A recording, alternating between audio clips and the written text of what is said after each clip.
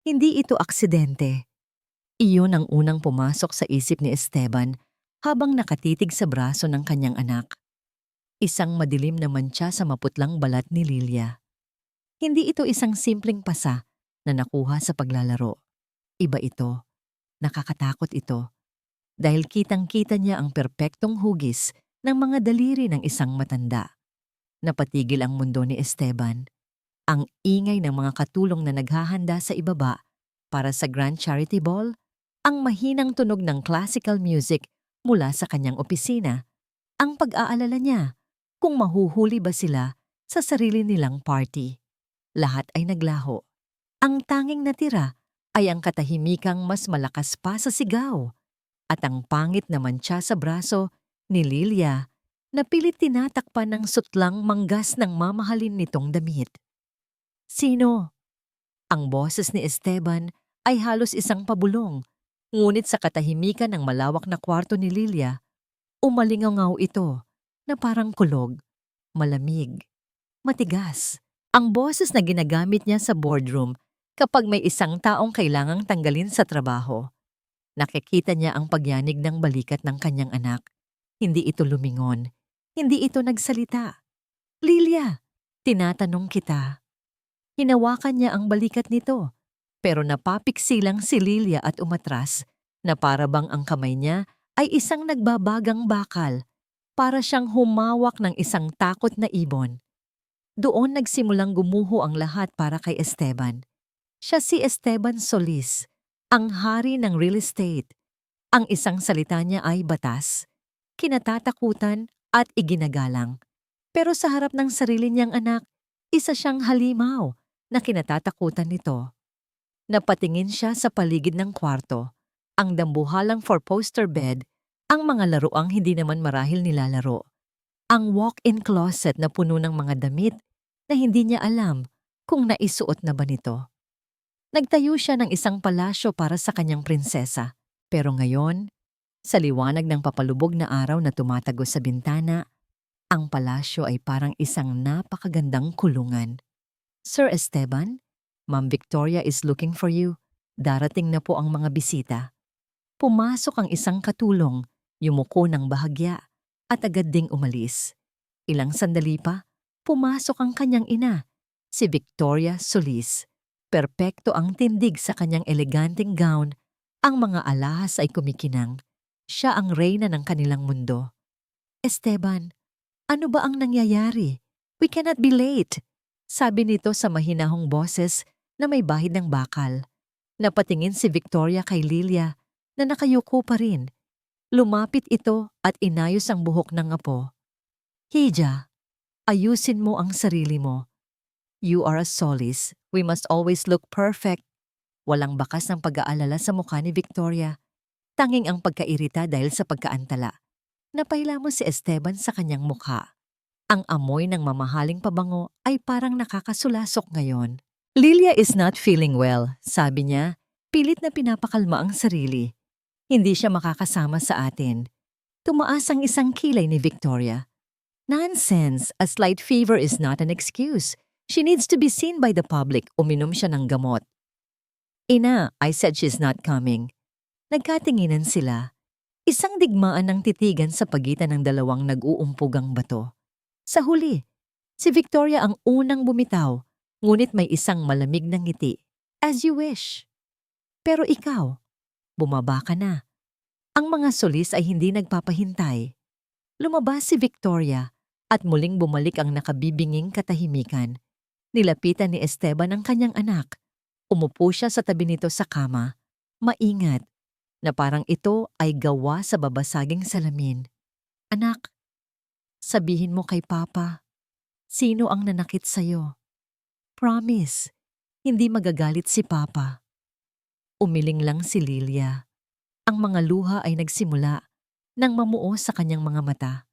Mga luhang hindi pumapatak, na para bang sanay na itong pigilan.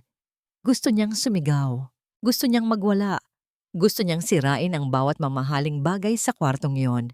Ngunit alam niyang mas lalo lang nitong katatakutan. Sa gabing iyon, sa gitna ng party, bawat ngiti ni Esteban ay peke. Bawat pakikipagkamay ay walang laman. Ang isip niya ay nasa itaas, sa kwarto kung saan natutulog ang kanyang anak na may dalang isang madilim na sikreto. Nang matapos ang lahat, nang ang huling bisita ay umalis na, umakyat siya sa hagdan na parang pasan ang buong mundo. Hindi siya pumasok sa kanyang kwarto. Dinala siya ng kanyang mga paa sa tapat ng pinto ni Lilia. Nakatayo lang siya roon, hindi alam kung ano ang gagawin. At pagkatapos ay narinig niya ito. Isang mahinang ungol mula sa loob. Isang tunog ng isang taong binabangungot. Idinikit niya ang kanyang tainga sa pinto. Pinipigilan ang kanyang paghinga. "Wag po! Wag po!" Ang boses ni Lilia ay basag at puno ng takot. "Maawa po kayo." Napatayo ng tuwid si Esteban. Ang dugo sa kanyang mga ugat ay parang biglang naging yelo. Hindi yun isang ordinaryong bangungot. Iyon ay isang alaala. May tunog ang takot. Para kay Lilia, ang tunog na yon ay ang busina ng isang dilaw na school bus. Hindi ito malakas. Hindi ito nakakagulat. Isa itong mahaba at mababang tunog na gumagapang mula sa malaking gates sa labas. Dumadaan sa hardin na parang ahas at pumapasok sa bintana ng kanyang kwarto para gisingin ang bawat himaymay ng kanyang katawan. Tuwing umaga, iyon ang alarm clock ni Lilia. At tuwing umaga, iisa lang ang kanyang dasal. Sana magkasakit ako. Kahit lagnat lang, kahit ubo lang, kahit ano. Panginoon, wag lang ang bus. Pero hindi siya pinakikinggan ng langit. Naramdaman niya ang unti-unting pag-akyat ng asido sa kanyang lalamunan. Ang almusal na pilit ipinakain sa kanya ni Yaya Nena ay parang gustong kumawala. "Lilia, apo, andyan na ang sundo mo." Ang boses ng kanyang Lola Victoria ay pumapasok sa kanyang kwarto kahit nakasara ang pinto. Malamig at matalas, parang isang patalim. Walang pagpipilian si Lilia. Dahan-dahan siyang tumayo. Ang bawat hakbang palabas ng kanyang silid, pababa sa malawak at makintab na hagdanan, ay parang isang parusa. Ang mga katulong na nakakasalubong niya ay yumuyuko, pero nakikita niya ang awa sa kanilang mga mata. Alam nila. Siguro, pero wala ring magawa. Walang sino man ang kayang kalabanin ng kanyang lola. Nasa may pinto si Lola Victoria, nakatayo na parang isang reyna, tinitiyak na makakaalis siya. "Be a good girl at school, Lilia," sabi nito. Inaayos ang kwelyo ng kanyang uniforme. Ang mga daliri nito ay malamig, at ang paghawak nito ay hindi yakap, kundi isang babala. Tumango lang si Lilia. Ang paglalakad mula sa pinto ng mansyon hanggang sa gate ay ang pinakamahabang 10 metro sa buong mundo. Sa bawat hakbang, mas lumalakas ang ugong ng makina ng bus. Mas lumilinaw ang imahe ng halimaw na naghihintay sa kanya. Pagbukas ng gate, nandoon na ito. Ang dilaw na bus. Isang malaking bakal na hawla. At sa loob, sa upuan ng driver, nakangiti ang demonyo. Si Mang Berto. "Good morning, Lilia." Masayang bati nito, pero ang mga mata nito ay hindi nakangiti. Laging ganoon, malamig at walang emosyon. Nanginginig ang mga binti ni Lilia habang umaakyat siya sa 3 baitang ng bus. Ang amoy sa loob ay pinaghalong luma, alikabok at sigarilyo ni Mang Berto. Umupo siya sa pwesto niya dati, sa likod, malapit sa bintana, kung saan maaari siyang magtago. Nagsimulang umandar ang bus.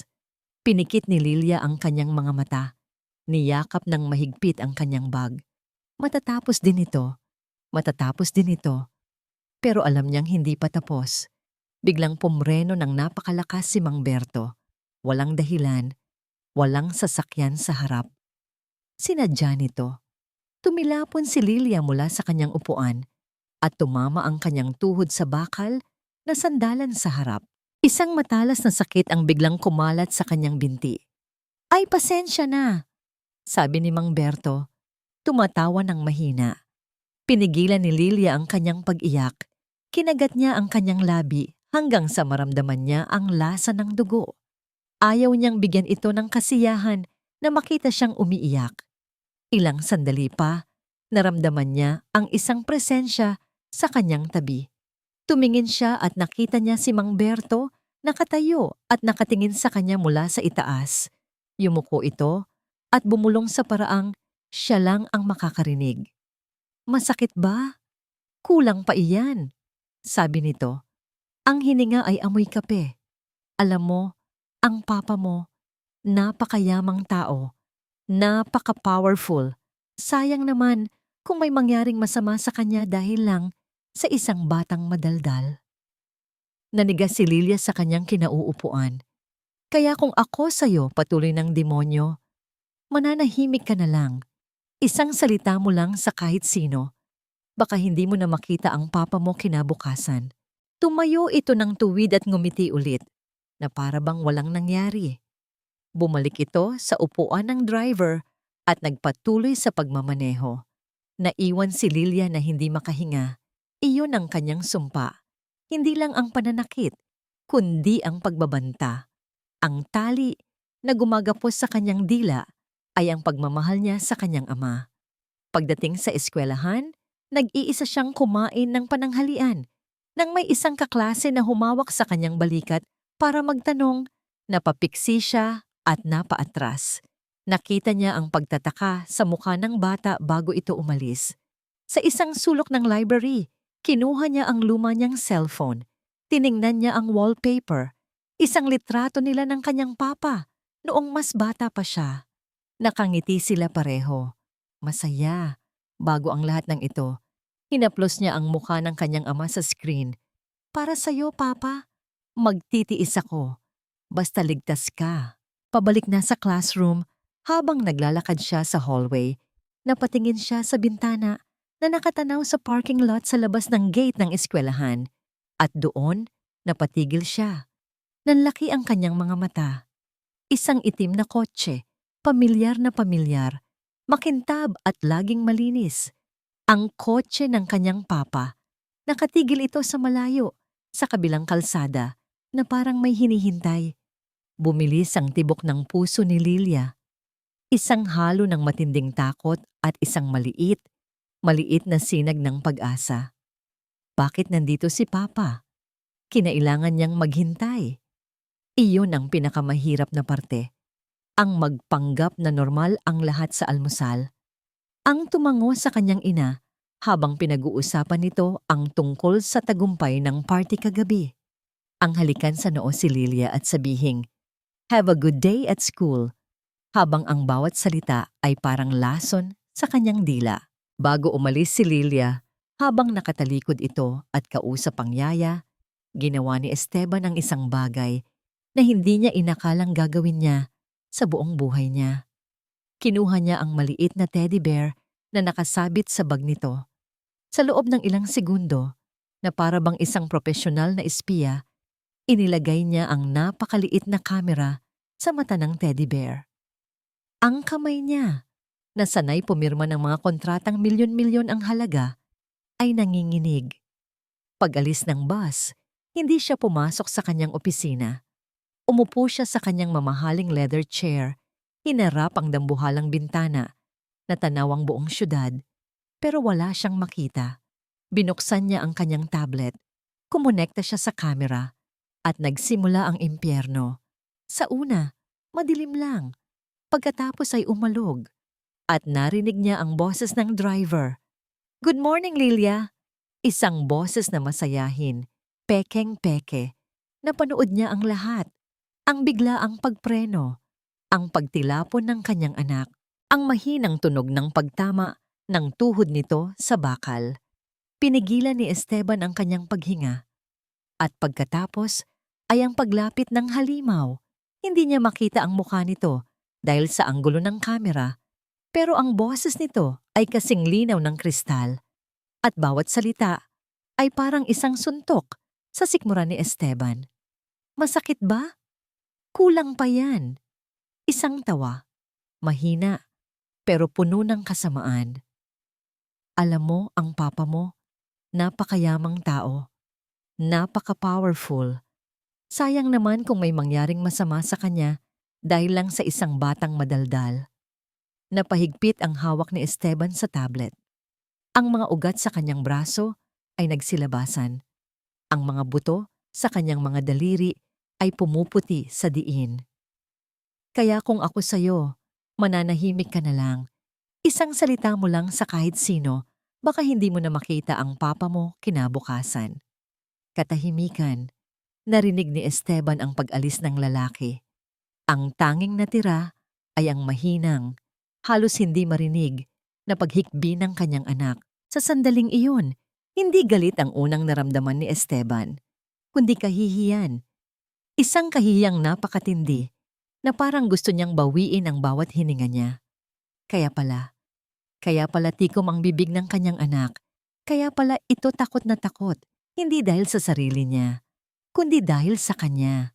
Pinoprotektahan siya ni Lilia. Sa isip ng isang 8 taong gulang na bata, tinitiis niya ang lahat ng ito para iligtas ang kanyang ama. Ang ama na halos hindi niya nakikita.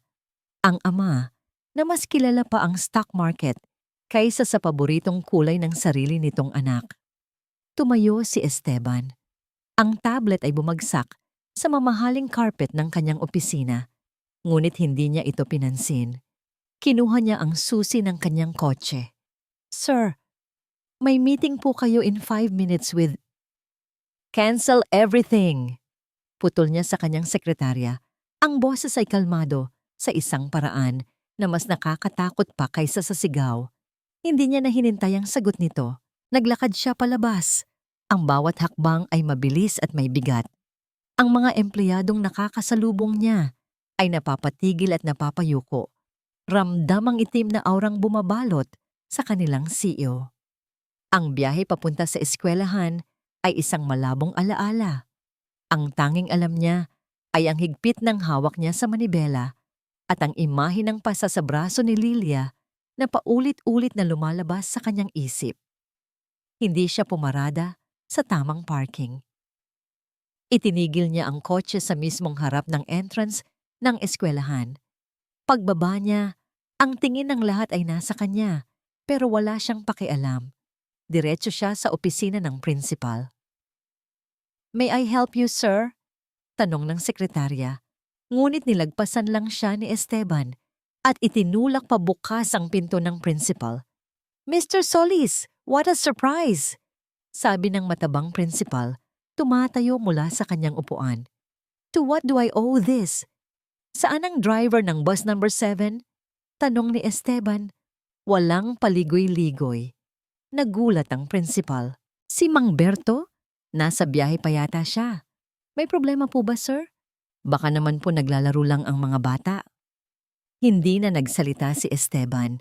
Kinuha niya ang kanyang cellphone, pinindot ang play sa recording ng audio, at inilapag ito sa mesa ng principal. Umalingaw-ngaw sa buong opisina ang malamig na boses ni Mang Berto at ang kanyang pagbabanta.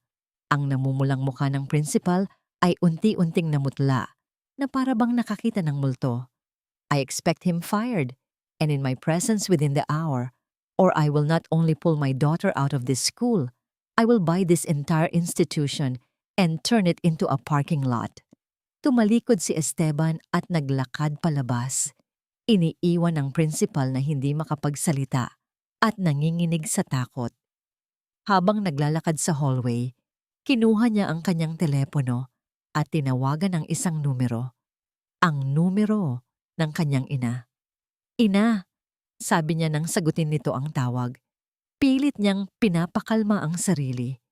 "May problema. Si Lilia, sinasaktan siya ng driver. Pupunta ako sa pulis." May ilang segundong katahimikan sa kabilang linya. Inaasahan ni Esteban ang gulat, ang galit. Pero ang narinig niya ay isang boses na kalmado. Masyadong kalmado. "Huminahon ka, anak. Ako na ang bahala dito. Hindi natin kailangan ng iskandalo." Napatigil si Esteban sa gitna ng hallway. May kung anong mali sa tono ni Victoria. Isang bagay na hindi niya maintindihan pero nagpadala ng kaba sa kanyang dibdib. "Anong ibig mong sabihin?" "Esteban, trust me. I will handle this quietly. The family's reputation is at stake. I will take care of everything. At ibinaba nito ang telepono. Nakatayo si Esteban doon, hawak ang teleponong wala ng tunog. Ang sinabi ng kanyang ina ay tama. Pero bakit ang pakiramdam niya ay napakali?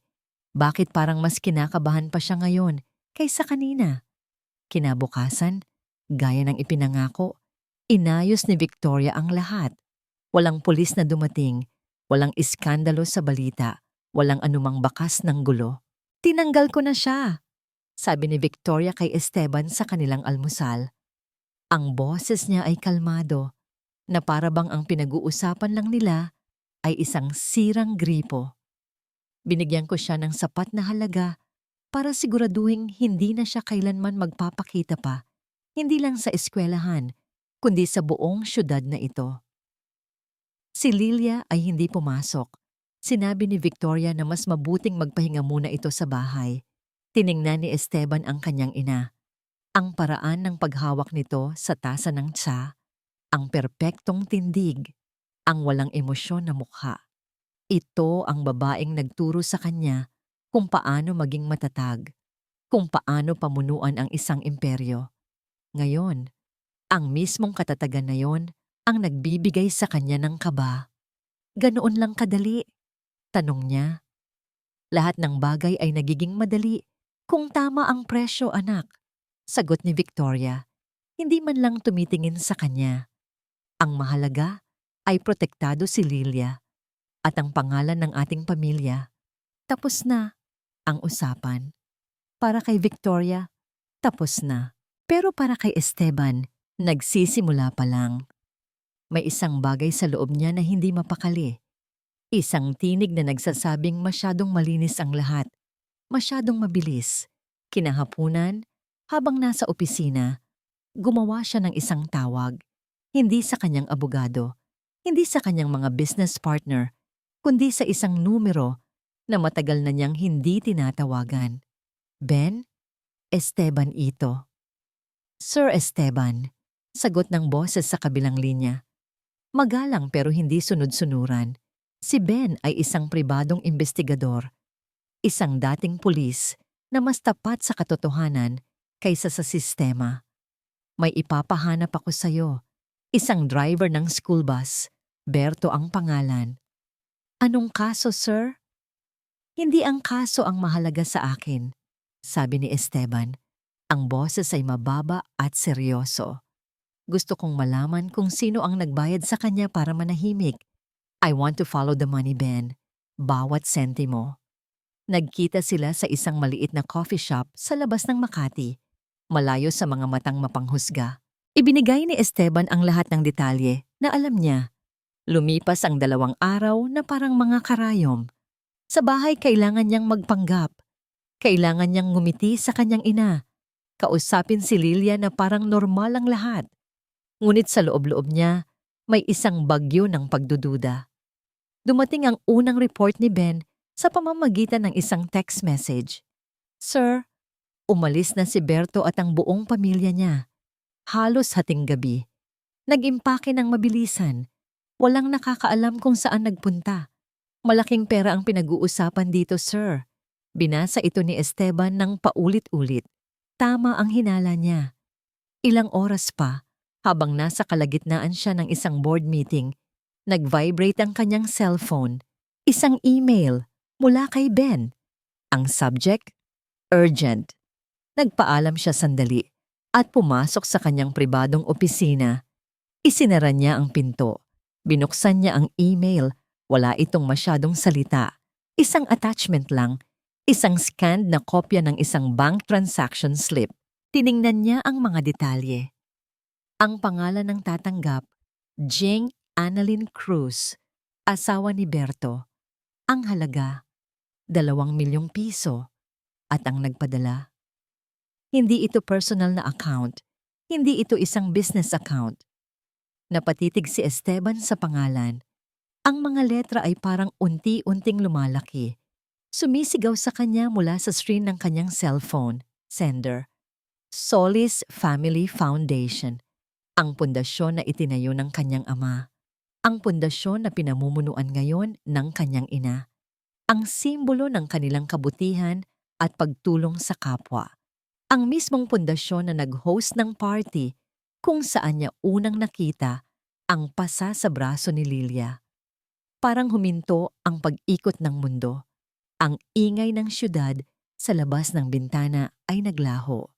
Ang tanging naririnig niya ay ang malakas na kabog ng sarili niyang dibdib. Hindi ito pambaon sa isang pamilya para magsimula muli. Ito ay bayad pinsala. Ito ay pampatahimik. At galing ito sa kanyang sariling ina. Naintindihan niya ngayon, ang totoong halimaw ay hindi ang driver na nasa loob ng bus. Ang totoong halimaw ay ang reyna na nakatira sa sarili niyang palasyo. Tinanggalan siya ng mundo. Ganoon ang pakiramdam ni Lilia. Isang umaga, sinabi sa kanya ng kanyang Lola Victoria na hindi na siya babalik sa dati niyang eskwelahan. Hindi muna, para daw sa kanyang kaligtasan. Sa una, nakahinga siya ng maluwag. Walang dilaw na bus, walang mangberto, pero ang kanyang kaluwagan ay napalitan ng isang bagong uri ng takot. Isang takot na mas tahimik, mas malamig, at mas malapit. Ang kanyang silid ay naging kanyang buong mundo. Ang mansyon ay naging kanyang hawla. Isang ginintuang hawla na may matataas na pader at makikintab na sahig, pero isa pa ring hawla. Si Lola Victoria ang naging kanyang bantay. Hindi ito sumisigaw, hindi ito nananakit. Ang mga armas nito ay mas matatalim pa kaysa sa isang suntok. Ang mga armas nito ay mga salita at katahimikan. Sa oras ng pagkain, ang mahabang mesa ay parang isang disyerto. Tanging sila lamang ng kanyang lola ang nandoon. Si Papa ay laging nasa trabaho, laging may meeting. "Kumain ka, Lilia," sabi ng kanyang lola. Ngunit ang inihain sa kanya ay ang paborito nitong pagkain, hindi ang sa kanya. Isang ulam na may mga gulay na alam nitong ayaw na ayaw niya. "Hindi ko po gusto yan, Lola," mahinang sabi ni Lilia. "Isang solis ay hindi namimili ng pagkain. Kakainin mo kung anong nasa harap mo," sagot ni Victoria. Hindi man lang inaangat ang tingin mula sa sarili nitong plato. Kaya kakainin ni Lilia kahit pa ang bawat subo ay parang buhangin sa kanyang bibig, habang ang tiyan niya ay kumakalam sa gutom. Pagkatapos ng hapunan, habang naglalakad sila sa pasilyo, biglang hihinto ang kanyang lola. Titingnan nito ang paraan ng paglalakad niya. Ang bahagyang pag-ika ng kanyang kanang paa, isang bagay na halos hindi na napapansin ng iba. Pero napapansin ito ng kanyang lola. Palagi. "Straighten your back, Lilia. Tsing, that leg." Kung hindi ka lang sana naging lampa.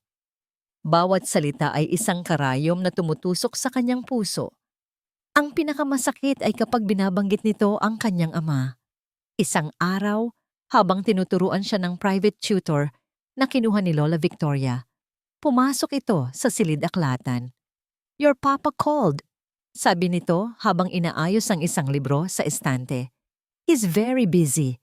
Marami siyang importanteng kliyente. A perfect man, your father. He doesn't have time for a broken child." Hindi niya sinasadyang marinig, pero yun mismo ang masakit. Ang mga salitang ibinubulong nito sa hangin na para bang hindi niya alam na naroroon si Lilia. Na para bang si Lilia ay isang kasangkapan lang sa silid na yon. Isang sirang kasangkapan. Sa gabi, umiiyak siya ng walang tunog. Niyayakap niya ang kanyang unan at iniisip ang kanyang papa. Bakit hindi na siya nito pinupuntahan sa kwarto bago matulog? Bakit parang mas malayo pa ito ngayon kaysa dati? Nagsimula siyang magtago ng pagkain. Isang piraso ng tinapay mula sa almusal. Isang biskwit na ibinigay ni Yaya Nena nang hindi nakatingin ang kanyang lola. Itinatago niya ito sa ilalim ng kanyang kama para kainin sa gabi kapag kumakalam na ang kanyang sikmura at ang kanyang puso. Isang gabi, nauhaw siya.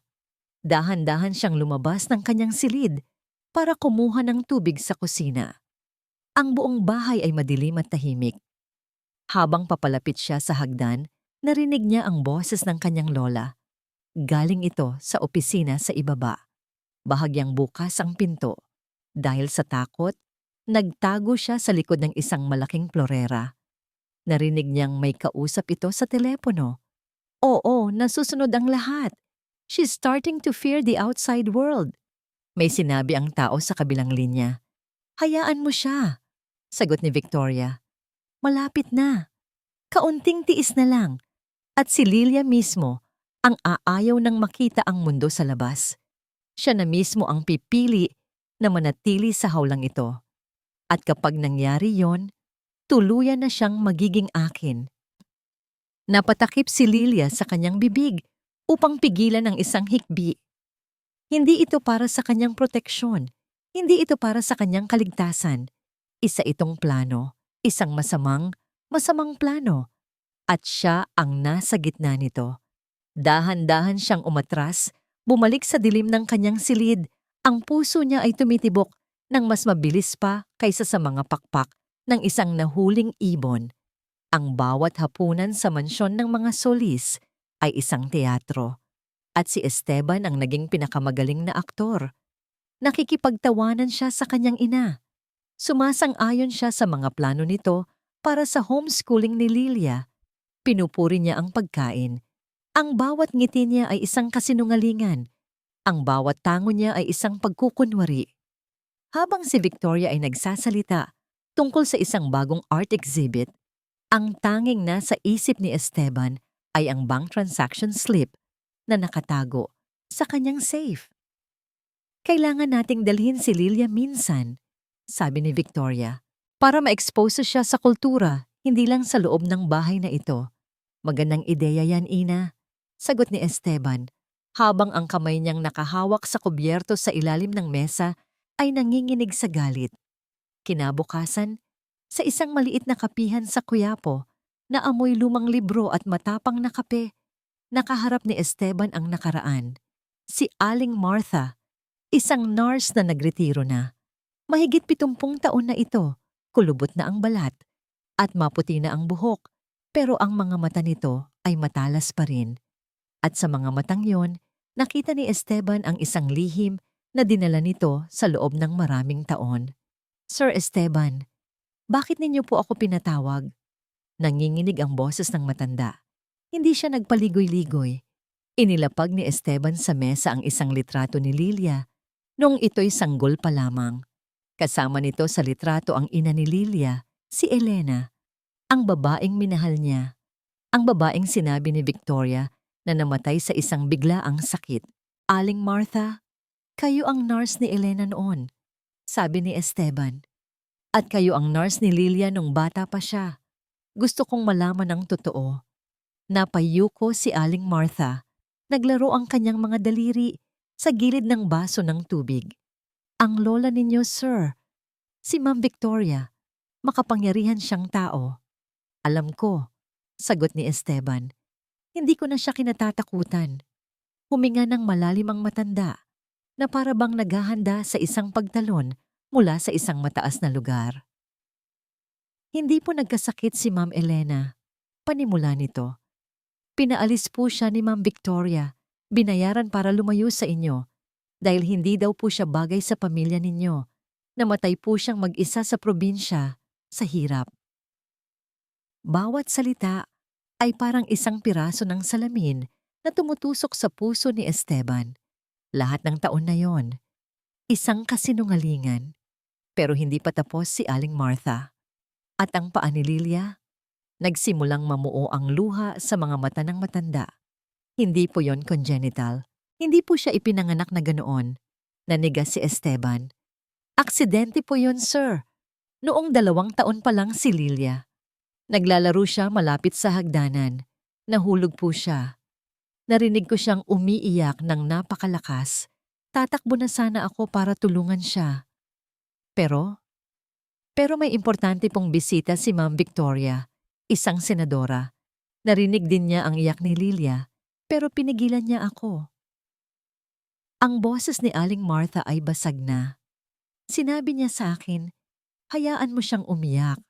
Matitigil din iyan. Pero hindi po siya tumigil hanggang sa naging napakatahimik na lang. Nang puntahan daw nila si Lilia, nakahandusay na ito sa paanan ng hagdanan, walang malay, at may dugo sa sahig.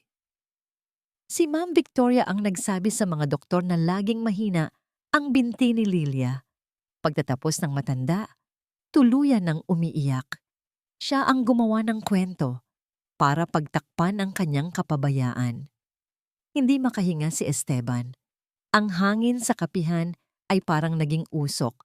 Ang pag-iika ni Lilia, ang peklat na pilit tinatago ng mahahabang palda. Hindi iyon isang kapansanan. Isa iyong marka.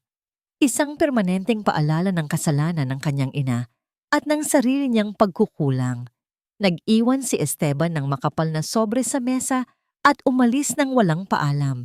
Pag-uwi niya, dumaan siya sa silid ni Lilia. Natutulog na ang kanyang anghel, ang mukha ay payapa. Ang isang binti nito ay nakausli sa ilalim ng kumot. Lumuhod si Esteban sa tabi ng kama. Dahan-dahan, na parang isang sagradong bagay, hinaplos niya ang maliit na peklat sa binti ni Lilia. Ang balat doon ay magaspang. Isang butil ng luha ang pumatak mula sa kanyang mata. Ang unang luha sa loob ng 20 taon. Isang luha ng pagsisisi, ng galit, at ng isang pangakong walang tunog. Biglang nag-vibrate ang kanyang cellphone. Sinisira ang sagradong katahimikan. Si Ben. Sinagot niya ito ng pabulong. "Hello? Sir?" Ang boses ni Ben ay apurado. "May problema tayo." "Anong problema?" "Sa tingin ko, alam na ng nanay ninyo na iniimbestigahan ninyo siya," sabi ni Ben. "Pinagnakawan ng opisina ko kagabi. Walang kinuha kundi ang files tungkol sa kaso ninyo." Napatayo si Esteban. Ang dugo sa kanyang mga ugat ay biglang nanlamig. Tapos na ang pag-arte. Nagsimula na ang totoong digmaan. Ang opisina ni Victoria Solis sa loob ng mansyon ay ang kanyang kaharian. Gawa sa dark mahogany ang mga muebles. Ang mga libro sa estante ay hindi basta-basta binili, kundi mga mina ng koleksyon. Ang bawat bagay sa silid na yon ay sumisigaw ng kapangyarihan at lumang pera. Doon pinili ni Esteban na harapin ang kanyang ina. Isinara niya ang mabigat na pinto sa kanyang likuran. Ang tunog ng pag-click nito ay parang isang senyales na wala ng atrasan. Nakaupo si Victoria sa kanyang dambuhalang mesa. Nagbabasa ng isang dokumento. Hindi man lang ito nag-angat ng tingin. "Esteban, what is it this time? I'm busy." Hindi nagsalita si Esteban. Dahan-dahan siyang lumapit at inilapag sa makintab na mesa ang isang lumang litrato. Ang litrato ni Elena. Doon lang tumigil sa pagbabasa si Victoria. Dahan-dahan nitong ibinaba ang hawak na papel at tiningnan ang litrato. Pagkatapos ay tumingin ito sa kanya. Ang mga mata ay kasing lamig ng yelo. "Bakit, ina?" Iyon lang ang tanong na namutawi sa kanyang bibig. Isang tanong na puno ng sakit ng maraming taon. Bakit si Elena? Bakit ang binti ni Lilia? Bakit ang driver ng bus? Bakit lahat? Inaasahan ni Esteban ang pagtanggi. Ang galit, ang mga akusasyon. Pero ang natanggap niya ay isang mahinang tawa. Isang tawa na walang kagalakan, puno ng pang-aalipusta. "Bakit?" Ulit ni Victoria. Tumatayo mula sa kanyang upuan. "Nagtatanong ka talaga kung bakit?" Naglakad ito papunta sa bintana. Nakatalikod sa kanya. "Ginawa ko ang lahat para sa pamilyang ito. Itinayo ko ang isang imperyo mula sa abo na iniwan ng iyong ama. Isinakripisyo ko ang lahat para sa pangalan ng mga Solis." Humarap ito sa kanya. Ang mga mata ay nag-aapoy. "At pagkatapos ay dumating ka, dala-dala ang isang babaeng walang pinag-aralan, isang babaeng walang maipagmamalaki, kundi ang mukha niya, isang mantsa sa ating pangalan." "Mahal ko siya," mariing sabi ni Esteban. "Ang pag-ibig ay para sa mga mahihina," sagot ni Victoria. "Ang kapangyarihan ang nananatili. At pagkatapos, iniwan niya sa atin ang isa pang problema." "Huwag mong pagsalitaan ng ganyan si Lilia," Sigaw ni Esteban, hindi na napigilan ng sarili. Huwag kong pagsalitaan ng ganyan. Humakbang si Victoria palapit sa kanya. Ang bawat salita ay parang isang sampal. Ang batang iyan ay isang mantsa sa perpektong imahe na binuo ko. Isang kahinaan, isang sirang manika na kailangang itago. Ginawa ko ang lahat para itago ang kapintasan niya, pero dinala mo pa rin siya sa labas. Ipinakita sa mundo. Kaya mo siya pinahirapan? Hindi makapaniwalang tanong ni Esteban. Kaya mo binayaran ng isang demonyo para saktan ang sarili mong apo? Para lang hindi siya makalabas ng bahay? Kailangan niyang matutunan ang kanyang lugar. Sagot ni Victoria. Ang boses ay tumataas na rin. Ang lugar niya ay dito, sa loob, kung saan walang makakakita sa kanya. Kung saan hindi niya madudungisan ang pangalan natin. Umiling si Esteban, nasusuklam. Tapos ka na, Ina. Bukas na bukas, malalaman ng buong mundo ang lahat. Ngumiti si Victoria. Isang nangiting nakakakilabot. Talaga ba? Bumalik ito sa kanyang mesa at may kinuha mula sa isang drawer. Isang makapal na folder. Inihagis niya ito sa mesa sa harap ni Esteban. Ano to? Buksan mo. Nanginginig ang mga kamay ni Esteban habang binubuksan niya ang folder. Ang nasa loob ay ang buhay niya. Ang buhay niya bilang isang ama. Mga litrato niya sa mga business trip sa petsa ng kaarawan ni Lilia. Mga kopya ng school program kung saan may presentation si Lilia pero wala siya sa audience. Mga report card na hindi niya kailanman nakita. Mga testimonya mula sa mga dating yaya na nagsasabing halos hindi niya kinakausap ang kanyang anak. Isang metikulosong koleksyon ng lahat ng kanyang pagkukulang. Bawat pahina ay isang sampal sa kanyang mukha. Bawat litrato ay isang patunay ng kanyang kapabayaan. Sa tingin mo, sino ang paniniwalaan ng korte? Esteban? Tanong ni Victoria. Ang boses ay mahinahon na ulit. Puno ng tagumpay. Ikaw? Ang amang walang panahon? O ako? Ang lolang nag-aalaga sa kanya sa araw-araw? Ipapatawag ko ang mga testigo, si Aling Martha. Isang matandang ulyanin na binayaran mo? Putol ni Victoria. Lahat sila ay kaya kong bilhin. Pero ang ebidensyang yan, tinuro nito ang folder. Iyan ang sarili mong mga kasalanan. At gagamitin ko yan para makuha ang buong kustodya ni Lilia. Itatago ko siya sa isang lugar na hindi mo na kailanman mahahanap. At ikaw, sisirain ko ang reputasyon mo hanggang sa wala nang matira sa'yo. Ito na ang huling pagbabanta, ang pinakamatindi. Bukas, sabi ni Victoria, sa charity ball, tatayo ka sa tabi ko. Ngingiti ka sa mga kamera. Ipapakita mo sa lahat kung gaano tayo kasaya at kaperpektong pamilya. Kung hindi na niya kailangang tapusin. Naiwan si Esteban na nakatayo sa gitna ng silid. Ang mga binti niya ay parang nawalan ng lakas. Ang folder sa kanyang kamay ay parang mas mabigat pa sa isang blok ng semento. Natalo na siya. Kinuha ng kanyang ina ang lahat. Ang kanyang nakaraan. Ang kanyang kinabukasan. At ang pinakamahalaga sa lahat, ang kanyang anak. Lumabas siya ng opisina. Ramdam ang bigat ng tingin ni Victoria sa kanyang likuran. Isinara nito ang pinto at ang tunog ng pag-lock nito ay parang isang hatol na kamatayan. Nakatayo si Lilia sa dulo ng pasilyo, sa dilim kung saan hindi siya makikita. Nakita niya ang lahat. Nakita niya ang paglabas ng kanyang papa mula sa opisina ni Lola Victoria. Hindi ito galit, hindi ito sumisigaw. Mas malala pa roon. Ang kanyang papa, ang malakas at makapangyarihang Esteban Solis na laging diretso ang tindig ay nakayuko. Para siyang isang sundalong sugatan na kalalabas lang mula sa isang digmaang hindi niya naipanalo. Ang mga balikat niya ay bagsak at ang paraan niya ng paglalakad ay parang pasan niya ang buong mansyon sa kanyang likod. Hindi pa niya nakikita ang kanyang ama ng ganoon. Kailanman. Sa sandaling iyon, Hindi takot ang naramdaman ni Lilia para sa kanyang papa, kundi awa. At sa ilalim ng awa, may isang bagay na nagsimulang tumubo. Isang bagay na matagal nang natutulog sa kanyang puso. Tapang. Naintindihan niya. Sinasaktan din ni Lola Victoria ang kanyang papa, hindi sa paraang pisikal, kundi sa isang paraan na mas malalim, mas masakit. Mag-isa lang din ang kanyang papa sa laban na ito. Hinintay niyang makapasok sa sariling silid ang kanyang ama. Hinintay niyang maging tahimik ang buong bahay.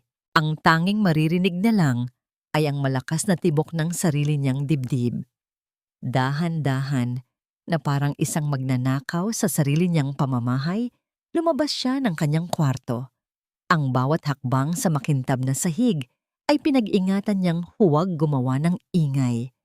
May isa siyang kayamanan na walang sino man ang nakakaalam, ni si Yaya Nena, ni si Lola Victoria. Sa ilalim ng kanyang kama, sa loob ng isang maliit na kahon na pinaglumaan ng panahon, nakatago ang nag-iisang litrato ng kanyang ina. Ibinigay ito sa kanya ng isang dating katulong bago ito pinaalis ng kanyang lola. Kupas na ito at may tupi sa isang gilid, pero ito ang pinakamahalaga niyang pag-aari. Sa litrato, nakangiti ang kanyang ina, isang ngiting totoo at puno ng pagmamahal. Kinuha niya ang litrato. Kumuha rin siya ng isang maliit na piraso ng papel mula sa kanyang notebook at isang Crayola. Naglakad siya papunta sa opisina ng kanyang ama. Ang pinto nito ay bahagyang bukas. Sumilip siya. Nakita niya itong nakaupo sa dilim, nakatalikod sa pinto, nakatingin sa mga ilaw ng syudad sa labas. Mukha itong pagod na pagod. Ayaw niyang guluhin ito. Maingat na maingat niyang binuksan ng kaunti ang pinto. Sapat lang para makapasok ang kanyang maliit na kamay. Inilapag niya sa sahig. Malapit sa may pintuan, ang litrato ng kanyang ina. Sa piraso ng papel, isinulat niya ang dalawang salita, gamit ang pulang Crayola. Ang sulat niya ay hindi perpekto, parang sulat ng isang bata. Pero ang mensahe ay malinaw. Laban, Papa. Inilapag niya ang papel sa tabi ng litrato. Pagkatapos, tumakbo siya pabalik sa kanyang silid. Ang puso niya ay kumakarera. Isinara niya ang pinto at sumandal dito, humihinga ng malalim. Hindi niya alam kung ano ang magagawa ng isang lumang litrato at dalawang salita. Siguro wala. Siguro ay isa lang itong maliit na bulong sa gitna ng isang malakas na bagyo. Pero sa gabing iyon, sa unang pagkakataon, sa loob ng napakatagal na panahon, naramdaman ni Lilia na hindi lang siya isang biktima, isa rin siyang mandirigma. Sa kabilang silid, narinig ni Esteban ang mahinang tunog. Akala niya ay hangin lang, pero nang tumayo siya para isara ang pinto, may nakita siyang nakalapag sa sahig. Yumuko siya at pinulot ito. Ang litrato ni Elena. Ang nangiti nito ay parang isang sinag ng araw sa madilim niyang gabi. At sa tabi nito, ang mensahe ng kanyang anak. Laban. Papa. Tinitigan ni Esteban ang sulat kamay ni Lilia. Ang mga daliri niya ay hinaplos, ang magaspang na pagkakadikit ng Crayola sa papel. Isang bagay ang nabasag sa loob niya. Ang pader ng kawalan ng pag-asa. Ang bigat ng pagkatalo. Tumingin siya sa labas ng bintana, sa malawak na hardin kung saan itatayo ang mga tolda para sa charity ball kinabukasan. Ang lugar kung saan siya dapat sumuko. Ngunit ngayon, may nagbago. Hindi na ito ang laban niya lang. Ito ay laban para kay Lilia, para kay Elna, para sa lahat ng taon na ninakaw sa kanila. Kinuha niya ang kanyang cellphone. Ang mga mata ay nagnininga sa isang bagong determination. Nagdial siya ng isang numero. Ben, sabi niya nang sagutin ito. Ang boses niya ay hindi na boses ng isang talunan. Ito na ang boses ng isang hari na babawiin ang kanyang kaharian. Ihanda mo na ang lahat. Bukas ng gabi, itataya ko ang lahat. Ang Solis Family Charity Ball ay ang pinakamahalagang social event ng taon. Daan-daang mga bisita ang dumalo, suot ang kanilang pinakamamahaling mga damit at alahas. Ang mga ilaw mula sa mga kamera ng media ay parang mga bituin na bumagsak sa lupa. Ang hangin ay puno ng amoy ng pera, kapangyarihan, at pekeng mga papuri. Sa gitna ng lahat ng ito, nakatayo si Esteban Solis sa tabi ng kanyang ina, si Victoria. Para sa lahat ng nakatingin, sila ang perpektong mag-ina, isang matagumpay na CEO at ang makapangyarihang matriarch. Ngumingiti si Esteban. Nakikipagkamay siya. Tumango siya sa mga tamang sandali. Ginampanan niya ang kanyang papel nang walang mali. Nakangiti rin si Victoria, isang ngiti ng tagumpay. Ang kamay nito ay nakahawak sa braso ni Esteban, isang paghawak na hindi nagpapakita ng pagmamahal kundi pag-aari. Akala niya nanalo na siya. Ladies and gentlemen, the matriarch of the Solis Empire, the heart of our foundation, Mrs. Victoria Solis. Nagpalakpakan ang lahat habang umaakyat si Victoria sa entablado. Ang kanyang silver na gown ay kumikinang sa ilalim ng mga ilaw. Mukha siyang isang anghel. Isang huwad na anghel. Tonight, panimula ni Victoria sa kanyang matamis at sanay na boses, we gather not just to celebrate, but to affirm our commitment to the most important institution in our society, the family. Nagsimula siyang magsalita tungkol sa pagmamahal, sa pag-aaruga, sa kahalagahan ng pagprotekta sa mga bata. Bawat salita niya ay isang patalim na bumabaon sa dibdib ni Esteban.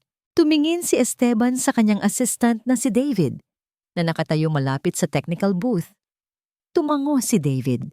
Isang maliit, halos hindi mapansing tango. Iyon na ang hudyat. Nang nasa kalagitnaan ng kanyang talumpati si Victoria, nagsimulang maglakad si Esteban papunta sa entablado, natigilan ng kanyang ina. Ang mga bisita ay nagsimulang magbulungan. Ano ang ginagawa niya? "Excuse me, mother?" sabi ni Esteban. Ang boses ay umalingaw-ngaw sa buong grand ballroom sa pamamagitan ng mikropono. "I have my own presentation." Kinuha niya ang mikropono mula sa kamay ng nagulat niyang ina. Tumingin siya sa mga bisita, sa mga kamera, sa buong mundo. "My mother is right. Family is everything," sabi niya.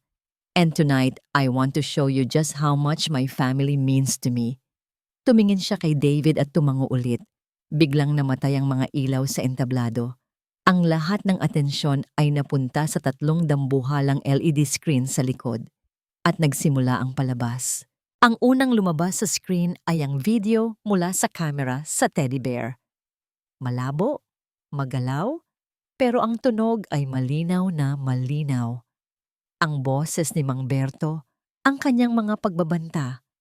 Isang kolektibong hininga ng gulat ang maririnig mula sa mga manonood. Pagkatapos ng video, isang itim na screen at pagkatapos, isang audio recording. Ang boses ni Victoria. Kailangan niyang matutunan ang kanyang lugar. Ang lugar niya ay dito, sa loob, kung saan walang makakakita sa kanya, kung saan hindi niya madudungisan ang pangalan natin. Ang buong ballroom ay nabalot ng nakabibinging katahimikan. Lahat ng mga mata ay napako kay Victoria Solis, na ngayon ay nakatayo sa entablado na parang isang estatwang gawa sa yelo. Ang kanyang mukha ay namumutla, pero hindi pa tapos si Esteban. Ang huling lumabas sa screen ay isang video, isang matandang babae, nakaupo sa isang simpleng sala, si Aling Martha. Nanginginig ang boses, isinalaysay niya ang lahat.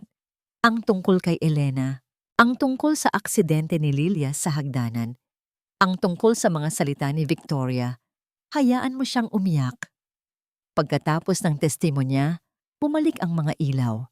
Si Esteban ay nakatayo pa rin sa gitna ng entablado, hawak ang mikropono. Si Victoria ay hindi makagalaw. Ang kanyang maskara ng pagiging perpekto ay tuluyan ng nabasag. Inilalantad ang halimaw sa loob. Ang katahimikan ay sinira ng tunog ng pagbukas ng mga pinto sa likuran. Pumasok ang mga pulis. Naglakad sila sa gitna ng mga bisitang hindi makapaniwala. Dire-diretso papunta sa entablado. Isang police captain ang humarap kay Victoria Solis. sa harap ng daan-daang kamera na ngayon ay lahat nakatutok sa kanya. Victoria Solis, sabi ng kapitan, ang boses ay malakas at malinaw. You are under arrest for child abuse, fraud, and illegal detention. Ang tunog ng pag-click ng poses sa mga kamay ni Victoria ang naging huling palakpak sa gabing iyon, ang gabi ng pagbagsak ng imperyo ng mga Solis. Ang kasunod na mga sandali ay isang kaguluhan. Ang mga flash ng kamera ay parang kidlat sa isang bagyo. Ang mga tanong ng mga reporter ay parang mga bala na lumilipad sa hangin. Ang mga bulungan ng mga bisita ay naging isang malakas na dagundong. Anong nangyari? Si Mrs. Solis, totoo ba? Nasaan ang bata? Pero wala nang naririnig si Esteban. Habang hinihila ng mga pulis ang kanyang ina, pababa ng entablado, isang babaeng walang emosyon na tila tinanggap na ang kanyang pagkatalo, isa lang ang nasa isip ni Esteban. Si Lilia. Bumaba siya ng entablado, hindi pinapansin ang mga mikroponong itinatapat sa kanyang mukha. Itinutulak niya ang sinumang humaharang sa kanyang daan, hindi dahil sa galit, kundi dahil sa isang pangangailangang mas malakas pa sa kahit ano. Excuse me, sir. Mr. Solis, isang salita lang. Pero ang tanging hinahanap ng kanyang mga mata ay si David, ang kanyang tapat na assistant. Nakita niya ito sa gilid ng ballroom, naghihintay. Sa tabi nito ay si Yaya Nena. Nasaan siya? Tanong ni Esteban. Ang boses ay halos paos. Nasa library po, sir. Sagot ni David. Tahimik po doon. Manonood lang daw po siya sa TV. Alam ni Esteban na napanood ni Lilia ang lahat. Tumakbo siya. Sa unang pagkakataon sa loob ng mansyon na yon, tumakbo siya. Nilagpasan niya ang mga pasilyong dati ay nilalakad niya ng mayabang. Hindi niya pinansin ang mga painting na nagkakahalaga ng milyon-milyon. Wala siyang pakialam sa karangyaan na bumalot sa kasinungalingan ng kanyang buhay. Itinulak niya pabukas ang mabigat na pinto ng library. At doon, sa gitna ng silid na puno ng mga libro na marahil ay hindi pa nababasa, nakatayo ang kanyang anak. Nakatayo si Lilia sa harap ng isang malaking telebisyon kung saan ipinapakita ang live feed ng kaguluhan sa labas. Nakatingin siya sa screen pero alam ni Esteban na hindi iyon ang tinitingnan niya. Naramdaman nito ang kanyang pagdating. Dahan-dahan itong lumingon. Walang luha sa mga mata ni Lilia. Walang takot. Tanging isang malalim na katahimikan. Nagkatinginan sila. Ang ama at ang anak. Dalawang estranghero na nakatira sa iisang bahay. Dalawang biktima ng iisang halimaw. Walang salitang lumabas sa bibig ni Esteban. Ano pa ba ang sasabihin niya? Anong salita ang kayang punan ang mga taon ng kapabayaan? Dahan-dahan, lumuhod siya. Sa sahig na gawa sa Italian marble, sa harap ng kanyang 8 taong gulang na anak, lumuhod ang makapangyarihang si Esteban Solis. At sa unang pagkakataon, sa harap ng isa pang tao, umiyak siya. Hindi ito isang tahimik na pag-iyak. Ito ay isang hagulgol na nanggagaling sa kaibuturan ng kanyang kaluluwa. Isang tunog ng pagsisisi, ng kahihiyan, ng sakit, na kinimkim niya ng napakatagal. Patawarin mo si Papa, anak, sabi niya sa pagitan ng mga hikbi. Ang kanyang boses ay basag at halos hindi maintindihan. Patawarin mo ako. Sorry kung wala ako. Sorry kung hindi ko nakita. Patawarin mo ako, Lilia. Inaasahan niya na aatras ito. Inaasahan niya ang galit, ang panunumbat. Pero hindi iyon ang nangyari. Naramdaman niya ang maliliit na mga hakbang na papalapit. Pagkatapos ay naramdaman niya ang dalawang maliliit na kamay sa kanyang balikat. Nag-angat siya ng tingin. Nakatayo si Lilia sa harap niya. Ang mga mata nito ay puno ng isang pag-unawa na hindi nababagay sa kanyang edad. Pagkatapos, ginawa nito ang isang bagay na matagal na niyang pinapangarap. Niyakap siya ni Lilia, isang yakap na mahigpit, isang yakap na nagsasabing, "Okay lang, Papa." Niyakap niya ito pabalik, isinubsob ang kanyang mukha sa maliit na balikat nito. Nilalanghap ang amoy ng kanyang anak, ang amoy ng pag-asa, ang amoy ng isang bagong simula. Matapos ang ilang sandali, na parang isang kawalang hanggan, bumitaw si Lilia. Tinitigan niya ito sa mata at sa unang pagkakataon, nakita ni Esteban ang isang totoong ngiti mula sa kanyang anak. Isang maliit, mahiyain na ngiti. At bumulong ito. Isang bulong na mas malakas pa sa lahat ng sigawan sa labas. "Uwi na tayo, Papa." Tumango si Esteban. Ang mga luha ay patuloy pa ring dumadaloy sa kanyang pisngi. Ngumiti siya pabalik. "Oo, anak," sabi niya. "Uuwi na tayo." 6 na buwan ang lumipas. Ang bagong bahay nila ay hindi isang mansyon. Isa itong maliit na bahay na gawa sa kahoy, nakatayo sa tabi ng dagat. Ang sahig ay hindi gawa sa marmol, kundi buhangin na naipasok ng kanilang mga tsinelas. Ang mga bintana ay hindi natatakpan ng mamahaling kurtina, kundi ng tanawin ng asul na langit at ng walang katapusang karagatan. Wala ng mga katulong na laging nakayuko. Wala ng mga driver. Wala ng mga gwardya, sila lang dalawa. Ang papa niya at siya. At si Lilia, sa unang pagkakataon sa kanyang buhay, ay tunay na masaya. Ang umaga ay hindi na nagsisimula sa tunog ng busina, kundi sa amoy ng sinangag na niluluto ng kanyang papa.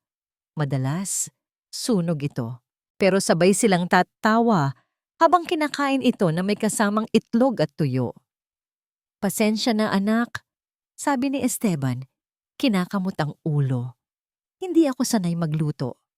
"Okay lang, Papa," sagot ni Lilia, habang sinusubo ang isang sunog na kanin. Masarap pa rin. Pagkatapos ng almusal, hindi na sila nag-aaral sa isang madilim na library. Ang kanilang classroom ay ang buong dalampasigan. Tinuturuan siya ng kanyang papa kung paano magbasa ng mapa ng mga bituin sa gabi. Tinuturuan niya ang kanyang papa kung paano gumawa ng mga sandcastle na may mga tore at pader. Isang hapon, habang naglalakad sila sa tabi ng dagat at pinupulot ang mga kabibe, biglang tumigil si Lilia. "Papa?" "Bakit, anak?" Itinuro niya ang kanyang kanang paa, ang paang may maliit na peklat. "Pangit po ba?" tanong niya. Isang tanong na matagal nang nakakulong sa kanyang isipan. Umupo si Esteban sa buhangin para maging kapantay niya. Hinawakan nito ang kanyang paa, ang parehong paa na dati ay kinahihiya nito. "Hindi, anak," sabi ni Esteban. Ang boses ay seryoso at puno ng pagmamahal. "Hindi iyan pangit. Yan ay isang marka, isang paalala na mas matapang ka kaysa sa kahit anong sumubok na nasaktan ka. Isa yang medalya, Lilia. Tanda ng iyong katapangan." Hinaplos nito ang peklat at sa unang pagkakataon, hindi naramdaman ni Lilia ang hiya. Naramdaman niya ang pagmamalaki. Hindi na siya nag-aaral sa bahay. Sumasali na siya sa isang maliit na art class sa bayan tuwing Sabado. Doon, natuklasan niya na mahilig siyang magpinta. Ipininta niya ang dagat, ang mga bangka, ang paglubog ng araw. Isang araw, ipininta niya ang isang larawan ng 2 tao, isang malaki at isang maliit na magkahawak kamay habang nagpapalipad ng saranggola. Ibinigay niya ito sa kanyang papa bilang regalo. Nakatanggap ng tawag ang kanyang papa minsan mula sa isang dating business partner. Narinig ni Lilia ang alok, isang bagong kumpanya, isang bagong pagkakataon para bumalik sa dati niyang buhay. Tumingin si Esteban sa labas ng bintana. Nakita niya si Lilia na masayang naglalaro kasama ang isang asong napulot nila sa dalampasigan. Ngumiti si Esteban at narinig ni Lilia ang sinabi niya sa telepono. "Salamat sa alok, pero masaya na ako dito. Mayroon na akong mas mahalagang imperyo na kailangang alagaan." Ibinaba nito ang telepono. Nang gabing iyon, habang nakaupo sila sa labas at pinapanood ang paglubog ng araw, niyakap ni Lilia ang kanyang papa. "Papa," bulong niya. "Mahal kita." Naramdaman ni Lilia ang paghigpit ng yakap ng kanyang ama. Hinalikan siya nito sa tuktok ng kanyang ulo. "Mas mahal kita, anak." Sagot nito, mula ngayon, tayo na ang gagawa ng sarili nating palasyo. Isang palasyo na hindi gawa sa bato, kundi sa pagmamahal. Tumingin si Lilia sa papalubog na araw. Ang kulay kahel at rosas nito ay nakapinta sa kalangitan. Hindi na siya takot sa dilim na darating. Dahil alam niya, pagkatapos ng bawat gabi, laging may isang bagong umaga. At sa bawat bagong umaga, nariyan ang kanyang papa, nagluluto ng sunog na sinangag, naghihintay sa kanya.